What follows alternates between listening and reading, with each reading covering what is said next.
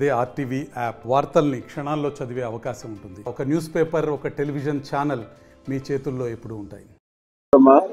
NT Ramarao గారు చనిపోయిన తర్వాత కౌన్సిల్ రిజర్వేషన్ పాస్ చేసి ఎక్కడైతే రాజశేఖర గారి విగ్రహం ఉందో అక్కడ పెడదామని కౌన్సిల్ రిజర్వేషన్ ఉంది. ఇప్పుడు ఇక్కడ రాజశేఖర విగ్రహానికి కౌన్సిల్ రిజర్వేషన్ లేదు. 96 ఎన్టీ రామారావు గారు 95 చనిపోయిన తర్వాత 96లో కౌన్సిల్లో ఏర్పాటు చేసి తీసుకున్నాం. కానీ నేను మాత్రం ఒప్పుకోలే. ఆడైతే ట్రాఫిక్ రావడానికి ఇబ్బంది అవుతుంది, 10 గంటలకి జరగాలి దాదాపుగా, అంటే 30 ఏళ్ళు కావస్తా ఉంది. అప్పుడు ఒప్పుకోలేను, ట్రాఫిక్ అంతరాయం అవుతుంది వద్దు అని. అప్పటికే చిన్న రోడ్డు ఉంది, రోడ్డు బయట కాలే అని నేను అప్పుడు ససేమిరా ఒప్పుకోలే.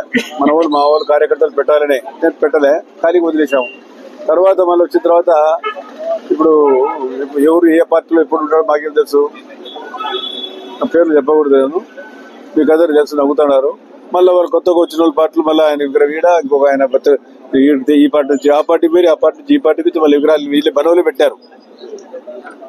మళ్ళీ ఆ నుంచి ఈ పార్టీలోకి వచ్చారు. నేను విగ్రహం రోడ్డు మీద పెట్టి ఎన్టీ రామారావు విగ్రహం యా పక్క పెట్టాను. నేను ఎవరికైనా ట్రాఫిక్ అంతరాయం ఉందే పక్కన పెట్టాను. చూస్తారు కదా ఎన్టీ రామారావు గారి విగ్రహం, ప్రజలకు ఇబ్బంది ఉండకూడదని పక్కన పెట్టి అక్కడ ఏదో ఫ్రూట్ అమ్ముకుంటున్నారు ఆ పిల్లలు. చూస్తారు కదా ఆత్మకూరు రోడ్లో, అలా అరగా చేసాము. నేను అందరికి చెప్తా ఉండా, అన్ని వర్గాల వారికి కూడా ఎవరెవరి విగ్రహాలతో ఉంటే ట్యాంక్ బండ్ పెట్టి పెడదాం అంటారు. ఎందుకంటే మన ఊర్లో రోడ్లు పెద్దగా లేవు, చిన్న ఊర్లు చిన్న గ్రామాల్లో రోడ్లు వెడల్పు ఉన్నాయి. మన నిందాలో రోడ్డు చాలా సన్నగా ఉన్నాయి. 2 రోడ్లకు కనెక్టింగ్ రోడ్స్, ఈ రోడ్డు ఆ రోడ్డు కనెక్షన్ రోడ్లే కదా ఉండేది. ఏముంది ఊరు రోడ్లు అన్ని చిన్నవి. బయట మనిషి గురించి చెప్తాను, ఇంత రోడ్డు సందుకాన్ని చిన్నగా ఉంది, ఏదానికి పనికి రాదు. మనుషులు నలబడే పండుగలు వచ్చాయంటే ప్రైవేట్ వాక్, ఆ పరిస్థితి ఉంది. ఏదేమన్నా సరే ఆలోచన చేద్దాం. అది సందేశాలు ఇస్తా ఉన్నాము. మనం ముందుకు రావాలా, మీరు వాళ్ళని అడగాల, ఆ పార్టీలను కూడా అడగండి.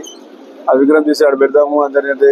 అన్ని విగ్రహాలు కూడా, ఒక విగ్రహమే కాదు, అన్ని విగ్రహాలు కూడా అక్కడే ట్యాంక్ బండ్ మీద పెడదాం. ట్యాంక్ బండ్ కూడా అతి నూతనంగా అతి సుందరంగా తయారు చేద్దాం.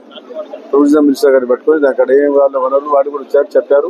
ఆ రోజు కూడా చెప్పాం ఇక్కడ ట్యాంక్ బండ్ మీద పెడదామని చెప్పి. ఎందుకు ట్యాంక్ బండ్ కూడా బాగా డెవలప్ అవుతా ఉంది, ఊరు కూడా పెరుగుతా ఉంది.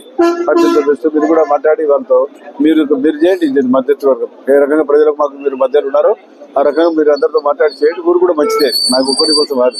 లేదంటే పోలీసు నాకా మధ్యలో ఉండేది. పోలీసులు పాపం ఆ రోజుల్లో లేట్లు కాబట్టి పోలీసు వాళ్ళు ట్రాఫిక్ కాదు. ఇప్పుడు ఈ పరిస్థితి అయింది. రోడ్డు వేడి కాకపోతే ఏమైతే పరిస్థితి.